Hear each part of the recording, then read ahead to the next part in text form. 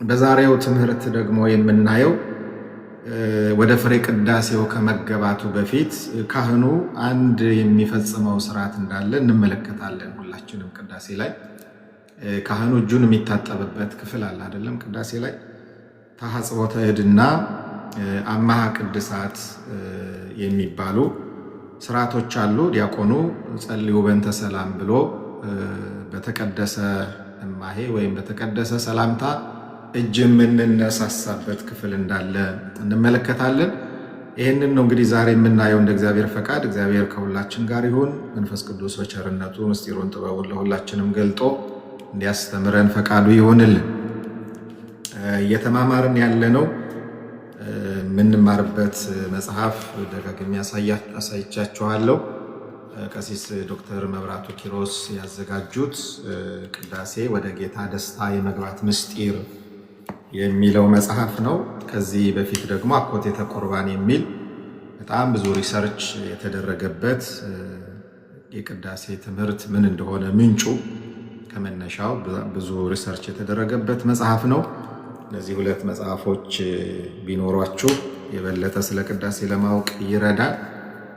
አማዞን ላይ ታገኙታላችሁ።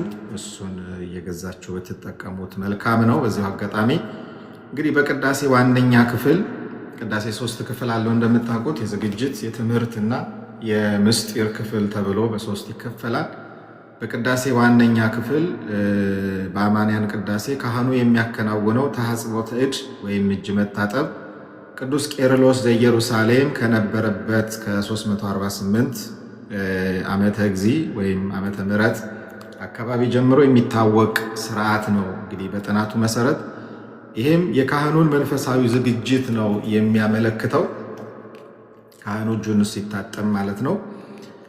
ከላይ ባለው ምዕራፍ ባለፈው ምዕራፍ ማለት ነው እንደተመለከትነው በጥንቷ ቤተክርስቲያን ንዑሰ ክርስቲያንን ካሰናበተ በኋላ ካህኑ ህብስቱንና ወይኑን የማቅረብ ስርዓት ይከናወን ነበር። ንጉሥ ዳዊት በመዝሙር 26 ቁጥር 6 ላይ እጆቼን በንጽህና አጥባለሁ፣ ነቀፋ የሌለበት አቤቱ መሠዊያህን እዞራለሁ፣ በአጽብ በንጹህ ደዌ አውድ ምስዋዕከ ብሎ የተናገረው ቃል እንደሚገልጠው እንደዘመረው ነቀፋ የሌለበትን የንጽህና ሕይወት ለማመልከት ካህኑ ህብስቱንና ወይኑን መሠዊያው ላይ ከማቅረቡ በፊት እጁን ይታጠብ ነበር። እንግዲህ ይሄ በቤተ ክርስቲያን ስርዓት ቅድም እንደሰማችሁት ቅዱስ ቄርሎስ ዘኢየሩሳሌም የተባለው ቤተ ክርስቲያናችን አባት ከነበረበት ከ348 ዓመተ ምህረት አካባቢ ጀምሮ የነበረ ስርዓት ነው። መባ ቁርባኑን የማቅረብ ስርዓት ወደ ቅዳሴው የመጀመሪያ ክፍል ከተዛወረ በኋላም ካህኑ ቅዳሴው መጀመሪያ ላይና የአማንያን ቅዳሴ ከመጀመሩ በፊት አጠቃላይ 2 ጊዜ ቅዳሴ ላይ እጁን ይታጠባል። ካህኑ 2 ጊዜ እጅ የመታጠብ ስርዓት ያደርጋል። ዋናው ሰራዩ ካህን ማለት ነው። ንፍቁ ካህን ወደ ቁርባን ከመኬዱ በፊት የሚታጠብበት ስርዓት አለ፣ ከሌሎቹ ቅዳሴያን ጋር ማለት ነው። በነፍሳቸው ንጹሐን የመሆናቸው ምሳሌ ነው። ቅዱስ ቁርባን ከመቀበላቸው በፊት ቅዳሴያኑ ይታጠባሉ። ካህኑ ግን እዚህኛው ቦታ ላይ ነው እጁን የሚታጠበው፣ ዋናው ሰራዩ ካህን ማለት ነው። ሁለተኛው ተሐጽቦተ እድ የሚከናወነው በዋነኛነት የጥንቱ ስርዓት ለማስታወስ ሲሆን ካህኑ ስርዓተ ቅዳሴውን ሲያከናውን ማዕጠንት፣ ጽና እና የመባረኪያ መስቀል፣ በዘመናችን ደግሞ ድምፅ ማጉያ በእጆቹ ሲነካ ስለቆየ እጆቹን ከአፋዊ ድፍ እጁ ሊነካው ከሚችለው ድፍ ለማንጻት እንዲሆን ታስቦ ነው ይላል። በጥንቷ ቤተ ክርስቲያን የአማንያን ቅዳሴ በሚጀመርበት ሰዓት ዲያቆኑ ንጹሕ የሆነ ወደፊት ይቅረብ፣ ከቁርባኑ ይቀበል የሚል ትእዛዝ ያስተላልፍ እንደነበረ የሚጠቁሙ መረጃዎች አሉ። በአሁኑ ሰዓት ግን ይህ ጥንታዊ ትእዛዝ አስፈሪ በመሆኑ ስለታመነበት መዝሙረኛው ዳዊት በሂሶጵ ርጨኝ እነጻማለሁ፣ ጠበኝ ከበረዶም ይልቅ ነጭ እሆናለሁ መዝሙር 50 ቁጥር 7 ሲል እንደጸለየው እግዚአብሔር ካላነጻን በስተቀር ንጹሕ ነኝ ብሎ የጌታን ሥጋና ደም መቀበል የሚችል ማን ነው በሚል አመክንዮ የዲያቆኑ ትእዛዝ ከኮፕቲክ ቅዳሴ እንዲወጣ ተደርጓል። አሁን ስለ ኮፕቲክ ቸርች ነው እንግዲህ የሚያወራው። ሆኖም ግን ካህኑ ፊቱን ወደ ምዕመናን መልሶ ከታጠበ በኋላ ውሃውን ሲረጭ ሳይገባው ይህን እንጀራ የበላ ወይም የጌታን ጽዋ የጠጣ ሁሉ የጌታ ሥጋና ደም ዕዳ አለበት እንዳለው ቅዱስ ጳውሎስ በአንደኛ ቆሮንቶስ መልእክቱ ምዕራፍ 11 ቁጥር 27 ላይ የሚለውን ሐዋርያዊ ማስጠንቀቂያ ማመልከቱ እንደሆነ የሚያውቁ የኮፕት ክርስቲያኖች ሰው ግን ራሱን ይፈትን እንዲሁም ከእንጀራው ይብላ ከጽዋውም ይጠጣ ብሎ እዚሁ ምዕራፍ እና ቁጥር ላይ አንደኛ ቆሮንቶስ ምዕራፍ 11 ቁጥር 28 በሚለው ቃል መሰረት ራሳቸውን በንስሐ መርምረውና በምክረ ካህን ታግዘው የጌታን ስጋና ደም ይቀበላሉ። እንግዲህ አንዱ ሰዎች ወደ ስጋው ደሙ ለመቅረብ ቅዱስ ቁርባን ለመቀበል ምክንያት የሚያደርጉት ብዙ ነገሮች ቢኖሩም ቅዳሴው ላይ ካለው ጸሎት በመነሳት ግን ብዙ ሰዎች ይሄንን ካህኑ የሚያዘውን ትእዛዝ ወይም የሚያውጀውን አዋጅ አስፈሪ ነው፣ ንጹሕ የሆነ ከቁርባኑ ይቀበል፣ ንጹሕ ያልሆነ ግን አይቀበል፣ ለሰይጣንና ለመልእክተኞች ወደ ተዘጋጀ ወደ ዘላለም እሳት እንዳይጣል የሚለው ቃል ያስፈራል፣ ስለዚህ ፈርቼ ነው ወደ ቁርባን የማልቀርበው የሚል ምክንያት የሚጠቅሱ ሰዎች አሉ። እሱን እንመጣበታለን ቆይተን። እንደሚታወቀው ቅዳሴያችን ውስጥ ከላይ የተጠቀሰውን ጥንታዊ ዲያቆንን ትእዛዝ የሚያሰማው ሰራዊ ካህን ነው። በእኛ ቤተክርስቲያን በኮፕቲክ ዲያቆኑ ነው የሚያሰማው። ካህኑ በእኛ ቤተክርስቲያን ይህንን አዋጅ ያሰማል። ንጹሕ የሆነ ከቁርባኑ ይቀበል። ንጹሕ የሆነ ከቁርባኑ ይቀበል ሲል ምንድን ነው እያለ ያለው ካህኑ? ንጹሕ የሆነ ማለት ምን ማለት ነው? ሰማይና ምድር እንኳን በእግዚአብሔር ፊት ንጹሐን አይደሉም አይደል? ማንም በእግዚአብሔር ፊት ንጹሕ አይደለም። ንጹሕ የሆነ ሲባል ግን ንስሐ የገባ ንስሐ የነፍስን የሥጋንም ምድፍ ቆሻሻ የሚያነጻ የሚቀድስ ከኃጢአት ከበደል የሚያነጻ በእግዚአብሔር ፊት ንጹሐን እንድንሆን የበደልነውን እንዳልበደልን ዘማዊውን እንደ ድንግል ኃጢአተኛውን ኃጢአት እንደሌለበት የምታደርግ ምስጢር ስለሆነች ንጹሕ የሆነ ሲል ካህኑ ምን እያለ እንደሆነ መረዳት አለብን ክርስቲያኖች። ንስሐ የገባ ሰው ንስሐ የሚገባው ከኃጢአቱ ለመንጻት ነው። ሰው የሚታጠበው ከሥጋዊ ድፉ ለመንጻት እንደሆነ ንስሐም የምንገባው ከኃጢአት ለመንጻት ከነፍስ እድፍ ከነፍስ ቆሻሻ ንጹሕ ለመሆን እንደሆነ መረዳት ይገባናል ማለት ነው። ስለዚህ ንጹሕ የሆነ ሲባል ንስሐ የገባ የተዘጋጀ ቀኖናውን የፈጸመ በምክረ ካህን በፈቃደ ካህን የሚኖር የእግዚአብሔርን ትእዛዝ ለመጠበቅ የሚችለውን ሁሉ የሚያደርግ ማለት ነው እንጂ ኃጢአት የሌለበት የሚል ትርጉምና ትምህርት የለውም ይሄ አዋጅ ማለት ነው። ንጹሕ ያልሆነ ግን አይቀበል፣ ለሰይጣንና ለመልእክተኞቹ በተዘጋጀ በመለኮት እሳት እንዳይቃጠል በልቦናው ቂም የያዘ ልዩ የክህደትና የኑፋቄ ሐሳብ ዝሙትም ያለበት ቢኖር አይቅረብ እያለ እጆቹን ከታጠበ በኋላ ውሃውን እየረጨ በድፍረት ወደ ክርስቶስ ሥጋና ደም የሚቀርቡ ሰዎች ካሉ በበደላቸው ይጠየቃሉ እንጂ በእነርሱ በደል ተጠያቂ እንዳልሆነ በአጽንኦት ያውጃል። ተመልከቱ። አሁን እዚህ ጋር በደንብ ስሙ። የሚገርመው ነገር በቅዳሴ ውስጥ ያሉትን ሌሎቹን ትእዛዛትና ጸሎታት ልብ ብለው የማይሰሙ አብዛኞቹ የቤተ ክርስቲያናችን ምዕመናን ይህን አዋጅ በሚገባ አዳምጠው ካህኑ እጁን እየታጠበ የሚናገረው ነገር ያስፈራል በሚል ሰበብ ከቅዱስ ቁርባን መራቃቸው ነው ይላል። አያችሁ፣ ከዚህ በፊት በተደጋጋሚ እንዳነሳ ነው ቅዳሴ ላይ የሚጸለዩ ጸሎታት በሙሉ ሰውን ወደ ቁርባን የሚያቀርቡ ነው። የቅዳሴ ዋና ዓላማ ሥጋው ደሙ ብለናል። ስለዚህ ሥጋው ደሙን ለመቀበል ደግሞ ሰው በነፍሱም በሥጋውም ነጽቶ ተቀድሶ እንደ እግዚአብሔር ፈቃድ መቅረብ ስላለበት ጸሎታቱን እነዛን የሚያመለክቱ ናቸው። ደጋግመን አንስተናቸዋል። ስለዚህ ይህንን በደንብ ልንረዳ ይገባናል ማለት ነው።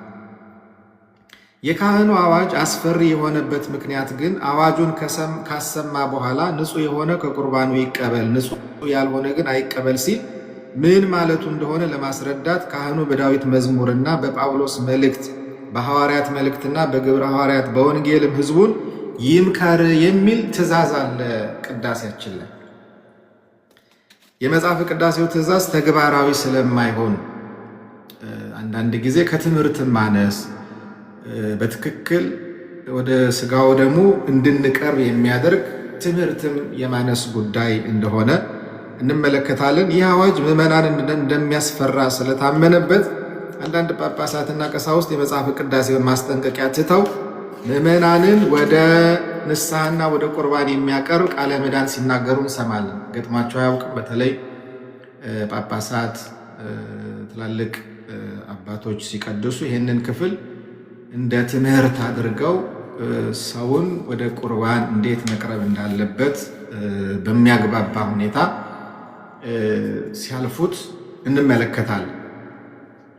የተሻለው መንገድ ግን ይላሉ እንግዲህ የዚህ መጽሐፍ አዘጋጅ ቀሲስ ዶክተር መብራቱ ኪሮስ፣ የተሻለው መንገድ ግን ይህ የካህኑ አዋጅ በምዕመናን መንፈሳዊ ሕይወት ላይ ያስከተለው ተጽዕኖ በቅዱስ ሲኖዶስ ምልዓተ ጉባኤ ተመክሮበት ሁሉም ካህናት አንድ ወጥ በሆነ መልኩ ቅዳሴ ላይ የሚያሰሙት ቃለ ምዕዳን እንዲዘጋጅ ማድረግ ነው። እንግዲህ ይሄ ውይይት ይፈልጋል። እንደተባለውን ትምህርቱን በአጋጣሚ ርዕሰ ሊቃውንት አባ ገብረ ኪዳን አባታችን እዚህ እኛ ያለንበት ቤተክርስቲያን መጥተው ለአንድ ወር የወንጌል አገልግሎት ትምህርት ሰጥተዋል እና ከሰጡት ትምህርት አንዱ ስለ ቅዳሴ፣ ስለ ቅዱስ ቁርባን በአጠቃላይ በጣም ዘርፈ ብዙ የሆኑ መሰረታዊ ትምህርቶች ላይ አስተምረውን ሄደዋል እና እሳቸው የሚሉት ይሄ መባል አለበት። ቅዳሴ ላይ ያለ እንዳለ ካህኑ ሊለው ይገባል። ግን ምዕመናንን ማስተማር አለብን። ማስተማር ነው ያለብን እንጂ ምዕመናን ይፈራሉ ተብሎ ቅዳሴው ላይ ያለው አዋጅ ሳይባል መቅረት የለበትም የሚል ነገር ሲናገሩ ሰምቻለሁ እና ቀሲስ ዶክተር መብራቱ ኪሮስም የሚያነሱት ነገር ይሄንን ነው። አንዳንድ ጊዜ የተለያየ ነገር እንሰማለን ቅዳሴ ላይ አይደል? አንዳንዱ መጽሐፉ ላይ ያለውን ይናገራሉ፣ አንዳንዶቹ ደግሞ በትምህርት መልክ ባካችሁ ስጋውን ደሙን ተቀበሉ ወደሚል የልመና አይነት ስብከትና ትምህርት አድርገው ደግሞ የሚያልፉበት ሁኔታ እንዳለ ግልጽ ነው በቤተ ክርስቲያናችን። ስለዚህ ዋናው ነገር ምንድነው መሆን ያለበት? የካህኑ አዋጅ በምዕመናን መንፈሳዊ ሕይወት ላይ ያስከተለው ተጽዕኖ፣ ይህንን እየፈሩ ከሆነ ብዙ ምዕመናን ወደ ቁርባን የማይቀርቡት ምን ማለት እንደሆነ በግልጽ በዚህ ጉዳይ ትምህርት መሰጠት አለበት በሚለው እስማማለሁ። ሰው መጽሐፉም ስለሚል ቅዱስ ጳውሎስ ሳይገባው ይላል፣ ሳይገባው የጌታን ስጋና ደም የበላ የጠጣ የጌታ ስጋና ደም ዕዳ አለበት ይላል። ይህንን ነው ካህኑ የሚለው፣ ከዚህ የተለየ ነገር የለው። አባ ሕርያቆስም በቅዳሴ ማርያም ላይ በግልጽ ተናግሯል። እሳት ማህየዊ ለርቷነ ልብ ለለይ ገብሩ ፈቃዶ፣ እሳት በላይ ለአማጽያን ለለይ ክህዱ ስሞ፣ ልቦናቸውን ላቀኑ ንስሐ ለገቡ ለተዘጋጁ ሰዎች የሚያድን እሳት ነው። ነገር ግን ለአመፀኞች ለማያምኑበት በጥርጥር በክህደት በኑፋቄ በኃጢአት ሆነው ይህንን ምስጢር ለሚቀበሉ ሰዎች ደግሞ የሚባላ የሚያጠፋ እሳት ነው ብሎ እንደተናገረ እንመለከታል። ዞሮ ዞሮ ማሰሪያው ነገር ምንድን ነው? ትምህርት መሰረታዊ እንኳን ለቅዱስ ቁርባን ለየትኛውም ነገር ሰው ትክክለኛ የሆነውን ትምህርት ተምሮ ማድረግ እንዳለበት ግልጽ ነው ማለት ነው። ለማንኛውም ካህኑ ጸሎተ ሃይማኖት በህብረት ከተጸለየ በኋላ እጁን የሚታጠብበት ዋነኛ ምክንያት የእጁን እድፍ በውሃ እንዳነጻ ሁሉ ሕሊናን ከሚያቆሽሹ ፍትወታት ኃጣውዕና አምላኩ እግዚአብሔር እንዲያነጻው ለመለመን መሆኑን ከሕጽበተ እድ በኋላ የሚጸልየው ጸሎት በግልጽ ያመለክታል ይላል። ጸሎቱም ይሄ ነው። ካህኑ እጁን ከታጠበ በኋላ ወደ ቤተ መቅደስ ገብቶ የሚጸልየው ጸሎት አቤቱ ጌታዬና አምላኬ ሆይ ስርዓትን የሰራ ሰላምን፣ ፍቅርን የምትሰጥ ክፉን ሕሊና ሁሉ ቂምንም፣ ቅናትንም፣ ስጋዊ ፈቃድን ሁሉ ከኔ ያርቅልኝ ብሎ ይጸልያል። አያችሁ፣ በበጎ ሕይወታቸው በሰላምና በፍቅር ወራት ካገለገሉ ከክቡራን ባሮች ጋር አንድ እንደሆን አድለኝ። ከሰማይ የወረድ ከሰማያውያንና ከምድራውያን ጋር ሰላምን ያደረግ አንተንም ያመሰግኑ ዘንድ ወገኖችን ሁሉ የሰበሰብካቸው አንተ ነህና ምስጋና የሚገባ ስለሆነ ለዘላለሙ አሜን የሚል ጸሎት ካህኑ ይጸልያል። ከዚህ ጸሎት ቀጥሎ የሚመጣው ከኮፕቲክ ቅዳሴ የተወሰደውና ለዘላለሙ ገናና የምትሆን እግዚአብሔር ሆይ ያለ ጥፋት ሰውን የፈጠርከው በማለት የሚጀምረው ጸሎተ አምሃ ነው። ጸሎተ አምሃ ነው። የኮፕቲኩ መጽሐፈ ቅዳሴ የእርቅ ጸሎት በማለት ይጠራዋል። መጽሐፉ የተለያዩ የእርቅ ጸሎት አይነቶችን የያዘ ሲሆን የኮፕቲክ ካህናት ይህን ጸሎት የሚጸልዩት ቅዳሴ ባስልዮስን ሲቀድሱ ብቻ ነው። የቤተ ክርስቲያናችን መጽሐፈ ቅዳሴ የጸሎቱን ምንጭ ሲጠቁም ጸሎተ አምሃ ዘባስልዮስ ይላል። መጽሐፈ ቅዳሴያችን ላይ እንዳለው ጸሎተ አምሃ ዘባስልዮስ የሚል ርዕስ ሰጥቶታል። ካህኑ ከሰማይ የተገኘች ሰላምን በምድር ሁሉ መላ አቤቱ እግዚአብሔር ሆይ እንደ ፈቃድህ ልባችንን በሰላምህ ሙላ በማለት ሲጸልይ፣ ዲያቆኑ ደግሞ ጸልዩ በእንተ ሰላም ፍጽምት ወፍቅር ይላል። ጸልዩ በእንተ ሰላም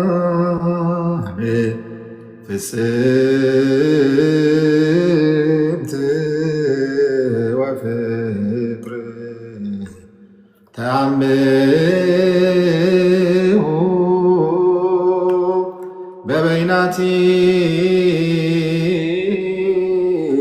በበይናቲክሙ በአምሃ ቅድሳት ይላል ዲያቆኑ።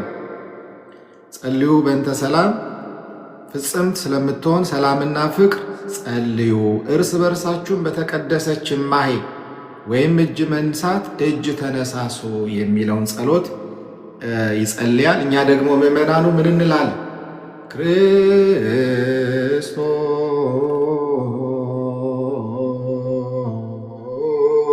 ክርስቶስ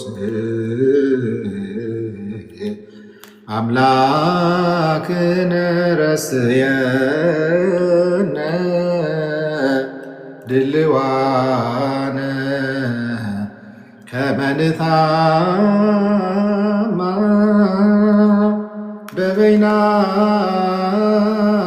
በበይናቲነ በአምሃ ቅድሳት። አምላካችን ክርስቶስ ሆይ እርስ በርሳችን በተቀደሰች ሰላምታ ሰላም እንባባል ዘንድ የበቃን አድርገን። እንግዲህ አሁን ይሄ ዝም ብሎ ይሄ ኖርማል ግሪቲንግ ከምንለው ሰላምታ ውጪ ከፍ ያለ እንደሆነ እንድንረዳ ያደርገናል።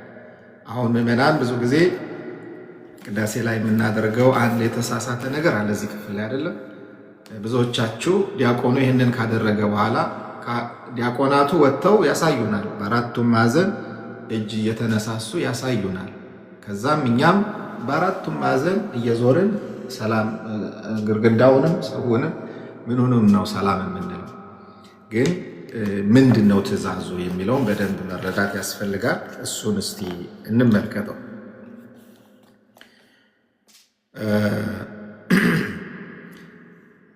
ካህኑ ከሰማይ የተገኘች ሰላምን በምድር ሁሉ መላ። አቤቱ እግዚአብሔር ሆይ እንደ ፈቃደ ልባችንን በሰላም ሙላ በማለት ሲጸልይ፣ ዲያቆኑ ፍጽምት ስለምትሆን ሰላምና ፍቅር ጸልዩ፣ እርስ በርሳችሁ በተቀደሰች እማሄ እጅ መንሳት እጅ ተነሳሱ የሚለውን ትእዛዝ በዜማ ያሰማል። ዲያቆኑ ይህንን ሲል ከምዕመናኑ የሚጠበቀው በደንብ ስሙ፣ በመካከላቸው ቅዱስ ቁርባን ለመቀበል የሚከለክል ምንም ነገር እንደሌለና ሰላማውያን መሆናቸውን ለማመልከት እርስ በርስ የተቀደሰውን ሰላምታ አምሃ ቅድሳት ወይም ሆሊ ኪስ ኦፍ ፒስ መለዋወጥ ነው ይላል። ስለዚህ ለዚህ መሰረቱ መባህን በመሰዊያ ላይ ብታቀርብ፣ በዚያም ወንድምን አንዳች በአንተ ላይ እንዳለው ብታስብ፣ በዚያ በመሰዊያው ፊት መባህን ትተህ ሂድ፣ አስቀድመህም ከወንድምህ ጋር ታረቅ፣ በኋላም መጥተህ መባህን አቅርብ የሚለውን የመድኃኒታችን የኢየሱስ ክርስቶስን የፍቅር ትእዛዝ ነው። ማቴዎስ 5:23-24 ላይ በቂም ሆነን በጥላቻ ሆነን በክፋት ውስጥ ሆነን በወንድማችን ላይ መጥፎ ነገር እያስብን ወደ ቅዱስ ቁርባን መቅረብ እንደሌለብን ነው የሚያመለክተው ይሄ ሰላምታ። ጌታ የሚያስተማረው ይህንን ወደ እግዚአብሔር ቤት መጥተን መባ ለማቅረብ ብናስብ፣ ነገር ግን በወንድማችን በእህታችን ላይ አንዳች እንዳለን ቂም ወይም ጥላቻ ክፉ ነገር አስበንበት እንደሆነ ትዝ ቢለን መባችንን አስቀምጠን ሄደን አስቀድመን ታርቀን እንድንመጣ ከዛም በኋላ መባችንን እንድናቀርብ ነው ክርስቶስ ያስተማረው አይደል? በቂም ሆነን በጥላቻ ሆነን፣ ምክንያቱም የክርስትና ትልቁ ሕጉ ፍቅር ነው። ፍቅር የሕግ ሁሉ ፍጻሜ ነው። በፍቅረ እግዚአብሔርና በፍቅረ ቢጽ ነው ትእዛዛቱ ሁሉ የሚጠቀለሉት እንደምናውቅ። ስለዚህ ምናልባት ከጎናችን እኮ የቆመው ተጣልተነው ማናናግረው ሰው ይሆናል። ይሄ ሰዓት ላይ ግን ሄደን ይቅር በለኝም ነው ምናልባት ያንን ሰው ስናገኘው ከሱ ጋር መታረቅ እንዳለብን እንድናስብ። ምናልባት አንዳንዶቻችን የተጣላነው ሰው ኖሮ ያስቀየምነው ሰው ኖሮ እንደ ቀልድ ከሰው ጋር ተኮራርፈን ተቀያይመን ወደ ቅዱስ ቁርባንም ደግሞ የምንቀርብ ሰዎች አለን። ይሄ አይገባም፣ ትክክል አይደለም። ሰውየው እንኳን የተጣላ ነው ሰው እንኳን ለመታረቅ ፈቃደኛ ባይሆን ከኛ የሚጠበቀውን ማድረግ አለብን። ለዛ ነው እኮ ስንጸልይ የበደሉንን ይቅር እንደምንል እኛም በደላችንን ይቅር በለን የምንለው። በደንብ ማስተዋል አለብን ወገኖቼ። ጸሎቱ የበደሉንን ይቅር እንደምንል የበደልናቸውን ነው አይደል መሆን ያለበት ትክክለኛው። ምክንያቱም በዳይ ነው ይቅርታ መጠየቅ ያለበት እንጂ ተበዳይ አይደለም። ግን እኛ ምን ብለን ነው የምንጸልየው? የበደሉንን ይቅር እንደምንል። እነሱ ይቅርታ መጠየቅ ሲገባቸው ጌታ ያዘዘን ግን እኛ እነሱን ይቅርታ እንድንጠይቅ ነው። ግን አናደርገው። እንኳን የበደሉንን የበደልናቸውን ይቅርታ ለማለት ልብ የለንም ብዙዎቻችን። ግን ቆራቢዎች ነው። ይሄ ይጎዳናል። ክርስቲያኖች ከዚህ መውጣት አለብን። የይቅርታ ልብ ከሌለን እግዚአብሔርን ማግኘት አንችል። በይቅርታ የማንመላለስ ከሆነ እግዚአብሔር በክርስቶስ ዓለሙን ይቅር እንዳለው እርስ በርሳችሁ ይቅር ተባባሉ እንደተባለ ይቅርታ የማናደርግ ከሆነ እንጎዳለን። ጸሎታችንም፣ ልመናችንም፣ መስዋዕታችንም የትኛውም በእግዚአብሔር ፊት የምናቀርበው ነገር ተቀባይነት እንዳይኖረው መሰናክል ይሆንብናል እና በዚህ ሰዓት ላይ ማድረግ ያለብን ይሄንን ነው ማለት ነው። ስለዚህ በጥንቷ ቤተ ክርስቲያን የሰላምታው ልውውጥ መስዋዕቱ ከሚቀርብበት ሰዓት ቀደም ብሎ እንዲፈጸም ተደረገ። ከላይ የተጠቀሰውን የወንጌል ቃል የሚያጠናክር ተጨማሪ ትእዛዝም መጽሐፈ ዲዳኬ ወይም ዲድስቅልያ ውስጥ ተጠቅሶ እናገኛለን። ከወዳጁ ጋር ጸብ ያለበት ሰው ቢኖር መስዋዕታችሁ እንዳይረክስ ከመታረቁ በፊት ወደ ጉባኤ ወይም ወደ ቅዱስ ቁርባን መምጣት የለበትም ይላል የአባቶቻችን የሐዋርያት ትምህርት። ግልጽ ነው። ሐዋርያው ቅዱስ ጳውሎስም ለቆሮንቶስ ክርስቲያኖች 2 ጊዜ በተቀደሰ አሳሳም እርስ በርሳችሁ ሰላምታ ተሰጣጡ የሚል መልእክት ልኮላቸዋል። አንደኛ ቆሮንቶስ 16:20፣ ሁለተኛ ቆሮንቶስ 13:12 ላይ እንደምናነበው ይህን ጥንታዊ ስርዓት በመጠበቅ የግብፅ የሶሪያና ህንድ ኦርቶዶክስ አማንያን የዲያቆኑን ትእዛዝ ሲሰሙ እርስ በርሳቸው ሰላምታ ይለዋወጣሉ። በደንብ አስተውል። እርስ በርሳችሁ ነው የሚል ወንዶች ከወንዶች ጋር፣ ሴቶች ከሴቶች ጋር፣ ካህናት ከካህናት ጋር እንጂ ሁሉንም አራቱንም አቅጣጫ ዞሩ የሚል ትምህርት የለው። ይሄ ከትምህርት ማነስ የምናደርገው ነገር ነው። እርግጠኛ ነኝ ከዚህ በኋላ ታስተካከላላችሁ። እዚህ ክፍል ላይ ማንን ነው ሰላም የምንለው? ሰላም የምንለውስ በምን አይነት መረዳት ውስጥ ሆነን ነው የሚለውን 2 ነገር በደንብ ያዙ። አንደኛ በተቀደሰ ሰላምታ ነው ሰላምታ የምንለዋወጠው። ይህም ሰላምታ ኖርማል ከሆነው መንገድ ላይ ሰውን ሰላም ከምንልበት ሰላምታ የተለየ እንደሆነ መረዳት አለብን። ይህ መንፈሳዊ ሰላምታ ወይም ስኢም የተቀደሰ እንደሆነ ሰዎች በየመንገዱ ከሚለዋወጡት ሰላምታ የተለየ መሆኑን ሲያጠይቅ ቅዱስ ቄርሎስ ዘኢየሩሳሌም እንዲህ ብለዋል ይላል። You must not suppose that this kiss is the kiss of ordinarily exchanged in the streets by ordinary friends. This kiss is different, for its effects a commingling of souls and pledges complete forgiveness. The kiss then is a sign of true union of hearts and of banishing any grudge. This kiss then is a reconciliation and is therefore holy.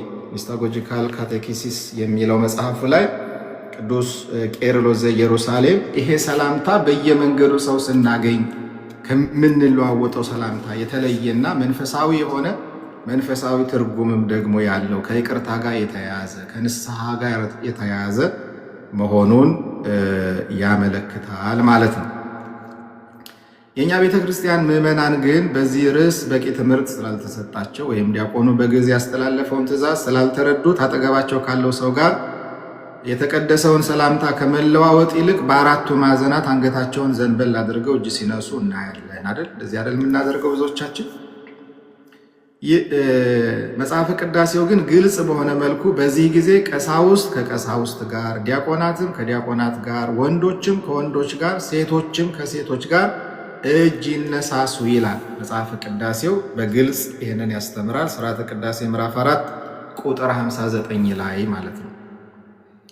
ስለዚህ ምዕመናን ይህንን ከተረዳን በኋላ እንግዲህ አንዱ ትምህርት የምንማርበት ምክንያት እስካሁን ያልገባንን ወይም ባልተረዳነው መንገድ ግልጽ ሳይሆንልን የምናደርጋቸው ነገሮች ካወቅን በኋላ በትክክለኛው መንገድ ማድረግ እንዳለብን እንድናስብ ያደርገናል ማለት ነው። ወደ ቅዳሴው ሶስተኛ ክፍል አኮቴተ ቁርባን ከመሸጋገራችን በፊት ወንትመጦ እንበለ ኩነኔ መሀብትከ ቅድስት ይላል ካህኑ በማለት በሚጀምረውና ሰራዩ ካህን ወደ እግዚአብሔር አብ በሚጸልየው ጸሎት ጸጋ ሆኖ የተሰጠንን የአንድ ልጁን ቅዱስ ሥጋና ክቡር ደም ለመቀበል ያበቃን ዘንድ የሚከተለው ልመና ያቀርባል። ካህኑ ቅድስት ከምትሆን ስጦታ ሳይፈረድብን እንቀበል። ይህችውም የማታልፍና ሰማያዊት ናት። በጌታችን በኢየሱስ ክርስቶስ በእርሱ ያለ ክብር ጽን አንተ ይገባል፣ ከእርሱ ጋር ከመንፈስ ቅዱስም ጋር ዛሬም ዘወትርም ለዘላለሙ አሜን ይላል። ይህ እንግዲህ በራእይ ምዕራፍ 5 ቁጥር 12 ላይ ቅዱስ ዮሐንስ በራእዩ የተመለከተው የምስጋና ክፍል ነው። ስለዚህ የእግዚአብሔር ቤተሰቦች ዛሬ ሁለት ነገር አይተናል በትምህርታችን። ካህኑ እጁን የሚታጠብበት ምክንያትና በእንተ ሰላም እርስ በርሳችን በተቀደሰ ሰላምታ የምንለዋወጥበት ምክንያት ከቅዳሴያችን ትምህርት አንጻር ከመጽሐፍ ቅዱስም ትምህርት አንጻር ቤተክርስቲያናችን የምታስተምረው ምን እንደሆነ እንግዲህ ለማየት ሞክረናል። ለዛሬ ይሄንን ያህል ከተማርን ይበቃናል። በሚቀጥለው ጊዜ ደግሞ ቀጣዩን ክፍል እንመለከታለን። ያስተማረን አምላካችን እግዚአብሔር ስሙ ለዘላለም የተመሰገነ ይሁን። ሁላችንንም በቅዳሴው ጸሎት እንድንባረክ ክርስቶስን ወደ መምሰል የምናድግበትን ቅዱስ ሥጋውን ክቡር ደሙን የምንቀበልበትን ትልቁን የሥርዓተ አምልኳችን መገለጫ የሆነውን ቅዳሴ በሚገባ ተረድተን ደግሞም በማስተዋል እንድናስቀድስ በማስተዋል እንድንጠቀምበት እግዚአብሔር ሁላችንንም ይርዳን ያግዘን። ምናልባት የሚጨመር ካለ መምህራን ይጨምሩና ጥያቄ ያላችሁ ካላችሁ ወደ ጥያቄ እንሄዳለን። ዘሌ የምትጨምረው ካለ ዲያቆን ክርስቶፎሮስም ከተመቸ የሚጨመር ካለ ጨምሩና ወደ ጥያቄዎች እንሄዳለን።